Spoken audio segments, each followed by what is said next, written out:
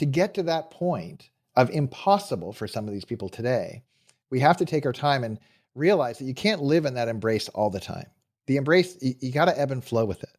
So the way to ebb and flow with it, commit is critical. It's not bad. It's just a necessary stage to get to it being uncomfortable. But usually at the uncomfortable stage, and this will happen in about 2 weeks for our participants, they're going to start complaining. It's going to be difficult. They're going to be like, fine, I'll do it. Dane made me do it, which is a lie. Today's episode, we are going to talk about the biggest thing that gets in our way as leaders, ourselves. We'll be talking with Dane Sanders. He's the VP of Employee Development and Performance over at Common Thread, and he is involved in so many different things in helping people overcome some of the biggest hurdles and some of the biggest blocks that get in the way of them accomplishing their goals. So if you have goals that you've struggled to accomplish, or you have goals that you're not quite sure how you're going to get there, this is the episode for you. Let's get started. Well, hey, Dane, I am so excited to have you on the show today. Ryan, I am pleased to be back. The conversations with you are always prickly and fun and open up great conversations, not only for us, but for the listeners. So I'm super glad to be here. And you know what? They always go over our allotted time. But we have a commitment to other commitments right now, and I'm sure our listeners are not expecting a long, drawn-out episode. So we're going to get right to it, and be ready to take some notes. Like if you're in the car right now, pull over. This is going to be packed. The stuff that Dane has just shared with me before we started recording, oh my gosh, my mind's blown already. We might need to have him back for a second one just to go through some of that. So, Dane, you are... can I use the word obsessed with employee development? Yeah, that's fair. And helping people achieve their dreams. In fact, when we met, that's what you were doing, was working with a company called Tell Me Your Dreams. You introduced me to the concept of a dream manager, which, by the way, if you don't know what that is, excellent book. Go read it. It will blow your mind about things. But, you know, a lot of people, they have these dreams and they don't achieve them. They either don't go for them. They stop just short of them. What's the myth? What's the belief that people have that keep them from achieving their dreams that you want to shatter for our listeners right now? The tragedy of having a dream is by having it, you think you've done it. And the truth is, having the dream feels like the starting line, but it's way before the starting line. Nothing, unless something has moved, unless something has gotten uncomfortable, unless someone has gotten to a place where they really don't want to do the dream anymore, the dream hasn't even begun. Wow. Because otherwise, we know this, because if dreams were just happening because I could picture it, this is why all of this manifesting silliness is silly, because it requires perspiration, it requires effort, it requires a pushing against the drift of life. And if you don't have a fortitude for that, if you're not up for the difficult parts, then your dream dies with you. They go, as my friend Todd Henry likes to describe, they all go to the grave. And what a tragedy when that happens. So if people are serious about their dreams, I know they're serious when they don't just talk about it, when they actually spend way more energy doing something in response to it, getting up early, staying up late, doing whatever it takes. That's when I know they have a shot at their dreams. But the tragedy is so many people are satisfied to just have the dream itself. And that's just a fantasy. You know, it's interesting. When you were just talking right there, I've become a little bit of a student of Mr. Beast. I don't know if you know him. I do know Mr. Beast, sure. Yeah. I know so many people are like, oh, the dude got lucky. The guy got lucky. No, this guy had a dream. And for 7 years, he grinded and grinded and grinded with nothing. Nobody cheering him on, no money coming in, until he finally started to achieve his dream. And now here he is, and he's helping other people achieve their dreams. And it's an incredible story, and not where I want to go with today's episode. But. Well, let's pause for a second, though, because it's critical for people to understand. Everybody you see who is an overnight success have 10 years that they could point to that you're not counting. You just didn't know about them. But I promise, I don't care who you pick. I remember the first time I had a conversation with Gary Vee, he told me about the 4 years that he did Wine Library and nobody watched. Nobody. He was talking to himself in an apartment in New Jersey about wine with a Jets uniform on, and nobody cared. And then slowly but surely got a little traction. Now he's VaynerMedia. Are you kidding? He was the first non-celebrity I knew who got 1 million followers. Like, How did he do that? Well, it wasn't because he got lucky or he was just talented. He is lucky and he is talented, but that's not why he got it. He got Yeah. it because he put the work in. Yeah. Now, sometimes the way he describes that work, and I appreciate how Seth Godin kind of prods at him in this. There's a sense in which he points to the hustle. It's you just got to work hard, work and work and work and work. I don't know that no one likes being hustled. So I don't Yeah. know if it's just you have to do it the Gary Vaynerchuk way, but there's no question you can't get around the work, and the work has to happen. So whether it's a hustle or whether it's methodical, as Seth says, drip, drip, drip, whatever it is, if you're not taking action, if you're not doing something with your physical body, you're not getting after your dream like you think you are. Wow. I think about all of the people in my business that are struggling to hire people, and they want that magic pill or that silver bullet, and they just want to do it. And I remind them, I go, it's not like you can go to a personal trainer and let them eat the broccoli and run on the That's treadmill and right. you're going to That's lose weight. perfect. That's Right. perfect. Yes, that's But that's what exactly right. so many people want. They want to watch the personal trainer do the work, and then hopefully they lose the weight. And it doesn't work like that. Never does.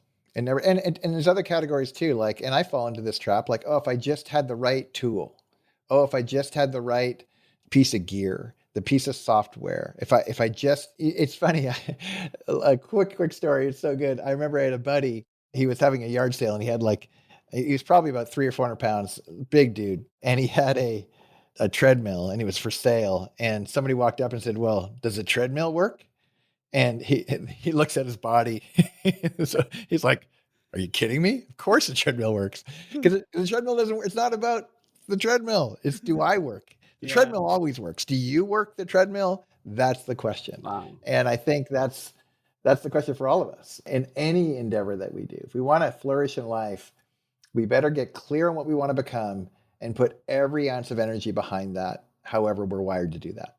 You actually have some tools and a model to help people understand this and the struggles that we're gonna go through, because it's not like it's just easy sailing. No. It's going to be ups and downs, and Yep. there's going to be choke points and not, and parts where you run freely. I think science has actually determined this, and I don't know the percentage or anything, but a lot of people give up right before their next big success because that's when it gets the hardest. Yeah. Yeah, that resonates with me. And it's funny, some people can rewire their brain in such a way too, where they're actually on the lookout for signs that they're on the precipice that you're describing. Mm. And they actually, that's the clue that they're doing the right thing. As opposed to what were our default settings, like these are custom settings that I'm describing. If you want to get to a place where you're tuning into the hard thing is the good news, you got to go in and do the custom setting. Because if you don't, your default setting is, oh, it's uncomfortable. It's probably not for me. Mm. Oh, it's difficult. It's probably not. No. Everything is difficult that's worth doing. All of it. Now, in time, can you become skilled and level up and that old difficulty isn't difficult anymore? Absolutely. But I promise you'll find a new difficulty, a new hurdle to overcome. And that's really what goes into the credo model you're describing. And for me, it's transformed how I get my bearings in life. I can tell where I'm at all times when I just think through credo. Yeah. You know, when you were talking again, I had this visual of legs day, right? Like Okay. everything that is worth doing takes effort, and sometimes it hurts, and sometimes you know that hurt is good.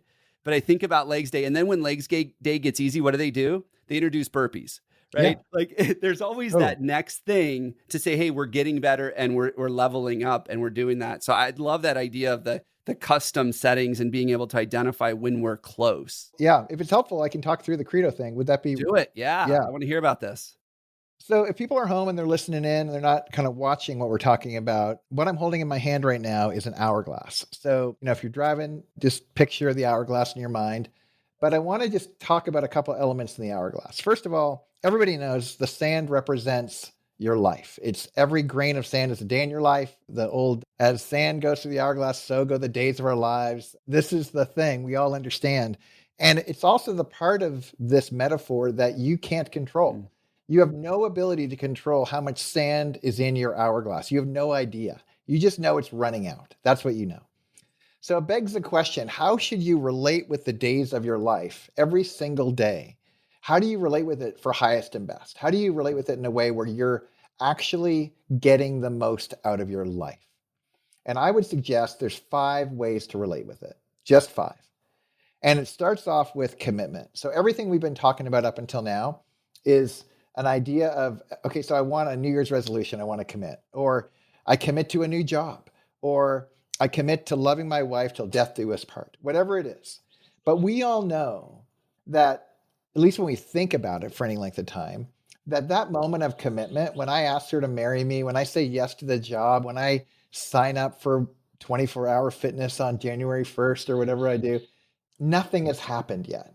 It's critical. You can't get to where you want to go without committing, but committing actually didn't cause any movement.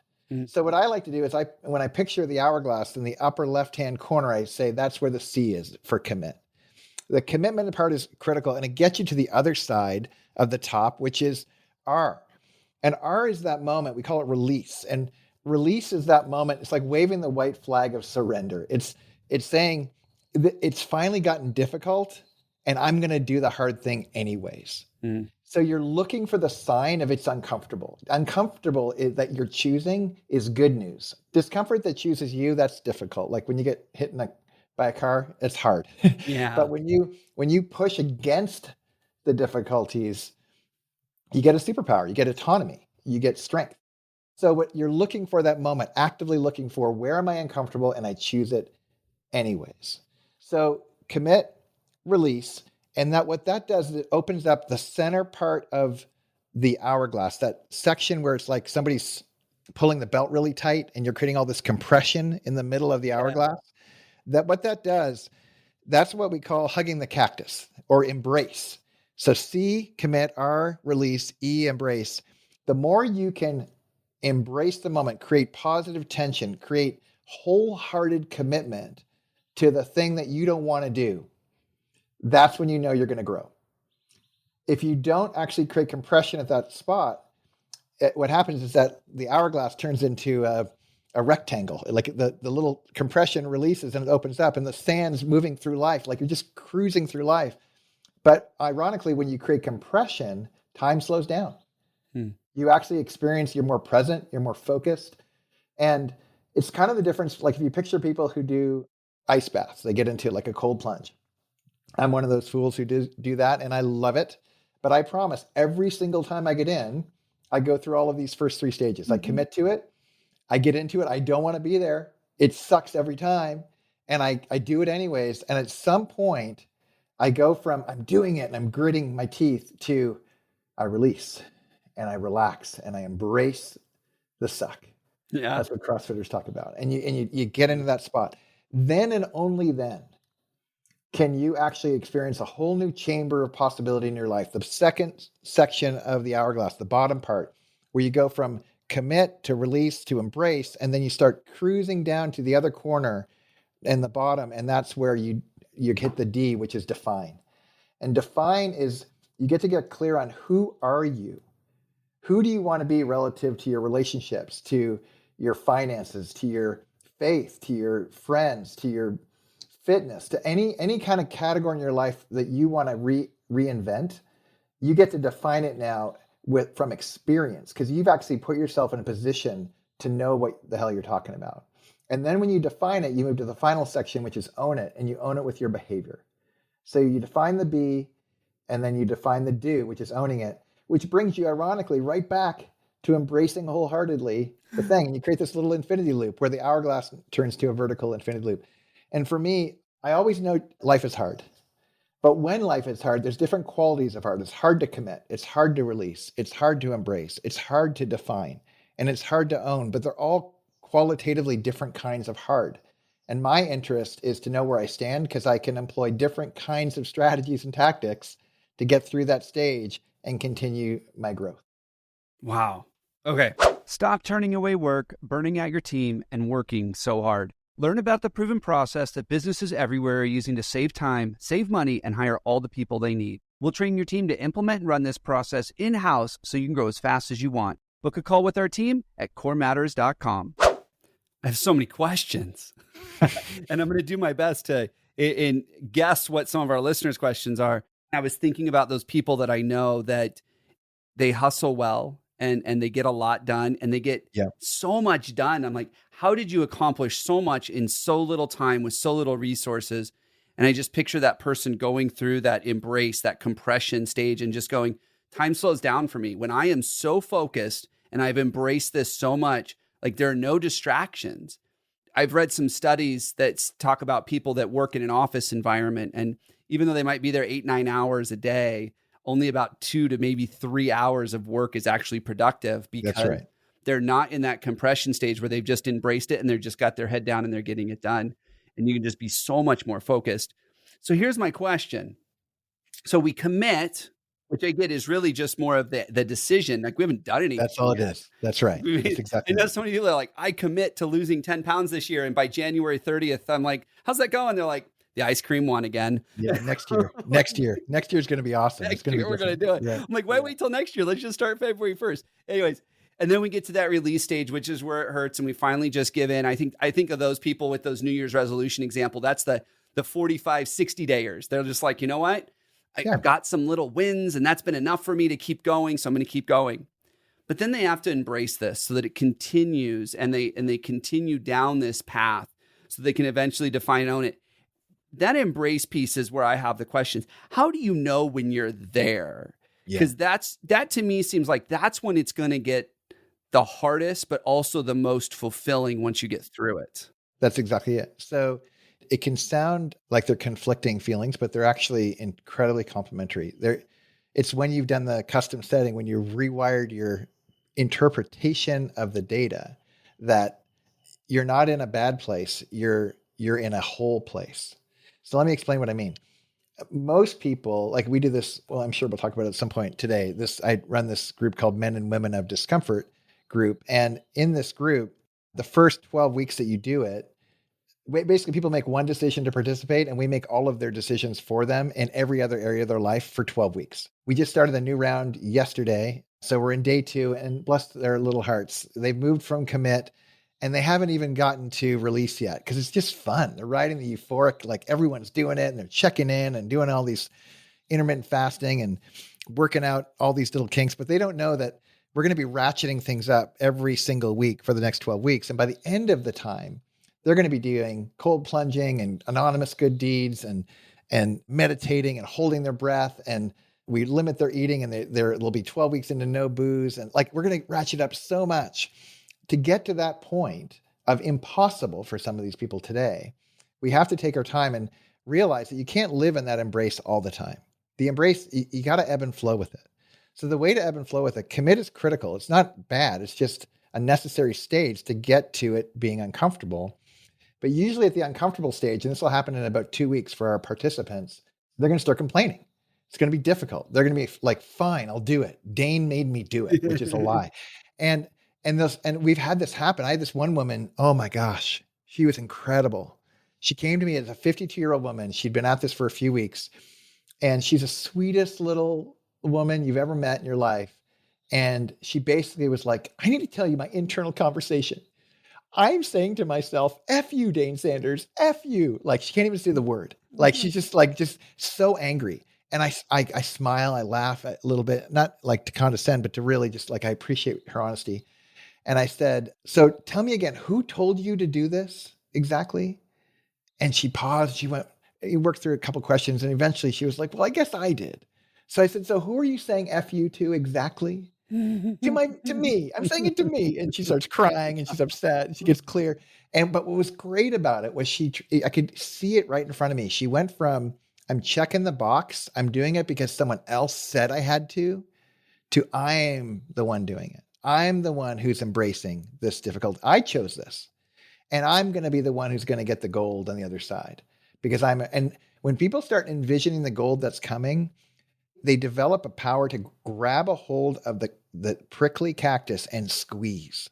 Mm. And in that, they're literally becoming strong right in front of your eyes. And they're doing it. And it is sacred. Like it's so beautiful to watch when people, because they're literally becoming new kinds of people. And as they're becoming new people, then they're like, well, who do I want to become? If I could do that here, where else can I do that? And they start opening up these definitions and owning it in other parts of their life. But in that kind of non-experience, embrace, experience, embrace, non-experience, embrace, like that pattern of going around and around, I just want to hang out with those kinds of people all day long because they're the kinds of people who change the world. These are all our heroes. Like, how did Steph Curry become Steph Curry? Mm. Was he talented? Yeah, but that wasn't enough. Not to become the best ever. And that's what I'm looking for is we don't need to be the best ever in these fancy areas, but I want to be the best me ever. And that's going to require effort. Yeah. But this is a more systematic way to look at it. That's all. No, I think it's great. So, I mean, you brought it up already, and you've already shared a little bit with our listeners about this Men and Women of Discomfort, which I know is not only a passion project for you, but something that I think is very fulfilling as well, watching and coaching people through these changes. So many people I know, business owners, not business owners, I mean, everybody, it doesn't really matter, walks of life, they all want something a little different. And sometimes a little different is really hard. Yeah. And Always. And I think a lot of Always. times we buy into what other people say and what other people think, and we're worried about that. And I love how you were able to help that woman back to the who was the one that really decided to do this. Like, you weren't pressured into it. It wasn't something that someone talked you into. You made that commitment. Now here's the other side of it, the doing part of it. Tell me a little bit about that Men and Women of Discomfort, and just give us some more examples of what you see happening in there. I mean, it's something I've looked at and said, you know what, that looks really cool. And so I want to kind of hear that a little bit more, hear that pitch and share some of the results that people are getting in that program. Sure. Well, if someone wants a great resource, I'm writing a book on it right now, but until then, there's another book called The Comfort Crisis by Michael Easter. It's really worth picking up. And it basically talks about how we have an epidemic of comfort in our world. You can spend all day, every day in perpetual comfort, the same temperature, seated, sedentary, moving from room to room to room where really you're being moved. It's like, remember that movie Wall-E where the people are on the conveyor belt? That's not future, that's now. And people don't know it, but we know it from the data. We know it with, if you look at the data on heart disease and diabetes and all these really awful things that are happening that we're choosing based off of our micro choices every single day. Comfort is killing us. There's no question. But then the idea that to suggest you would choose to be uncomfortable, to choose discomfort, to volunteer for that sounds crazy to people. And I get it. Our tagline is literally, it's probably not for you. We are not here to convince anybody to do this. Yeah. But if you know you're sick and tired, like you remember what it used to be like to be an athlete, you remember how much benefit you got from hard work. My friend Jerzy Gregorek likes to say, he's a world champion Olympic weightlifter, hard choices, easy life, easy choices, hard life. And too many people are going like, oh, I'd like a good life, but I'm going to go with the easy choice. And we know that's just a sucker bet. You know how that's going to work. So if that's what you want, that's for you. That's what most of humanity is going to choose. And it's tragic. And we are a group of knuckleheads who decided we're going to hang out 12 weeks in a row, 4 times a year, take a week off in between, and build a sustainable model of discomfort where you can actually choose to do it and gain agency and autonomy in your life and actually become an athlete again. And the results are like, it is ridiculously commonplace, not just from a weight metric, but from when you look at fat and lean muscle mass, we have this X curve where people are like dropping easily 20 to 40 pounds of fat in 90 days. Wow. And gaining 5 to 15 pounds of lean muscle mass in that same window of time. And it's not even hard. They're just doing what they said they were going to do. And we do it in community and it works. So it's probably not for you, but if people are curious about it, it's women of discomfort, mwad.io, in or out.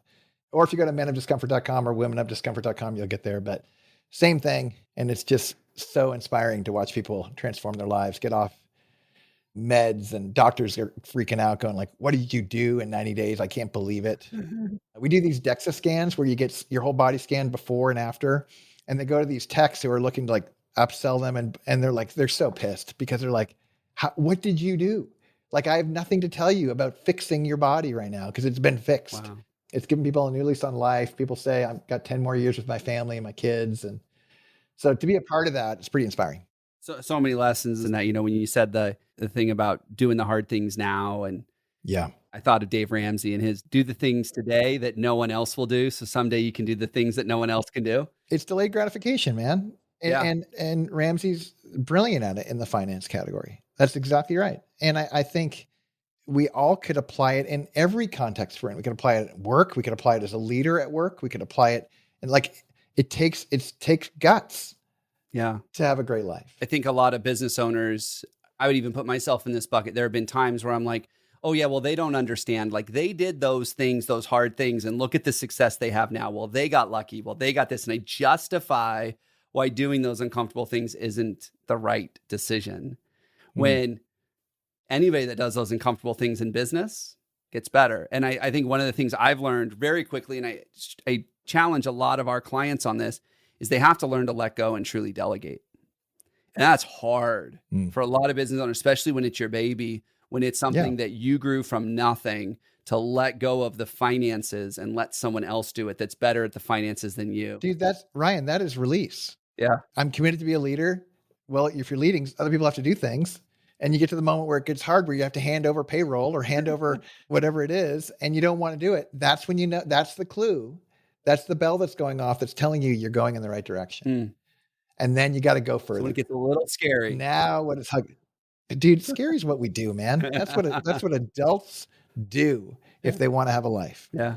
I love it. I did some leadership training, and there were some very scary things. And I'm not talking like we were on a ropes course or anything. Like we were in a classroom, and there were some very scary things for me and a lot of people in that room. And all it was I think as we grow up and we get out of that curious, creative, imaginary phase as kids, and the adults in our lives start to pigeonhole us into, oh, you can't do this, you can't do that, stop dreaming, stop thinking, stop doing that, be realistic, go get a job. And they start programming us with all these things. It gets really hard to step out of our bounds again, because for so long we were told we've got to fit within this mold that society dictates.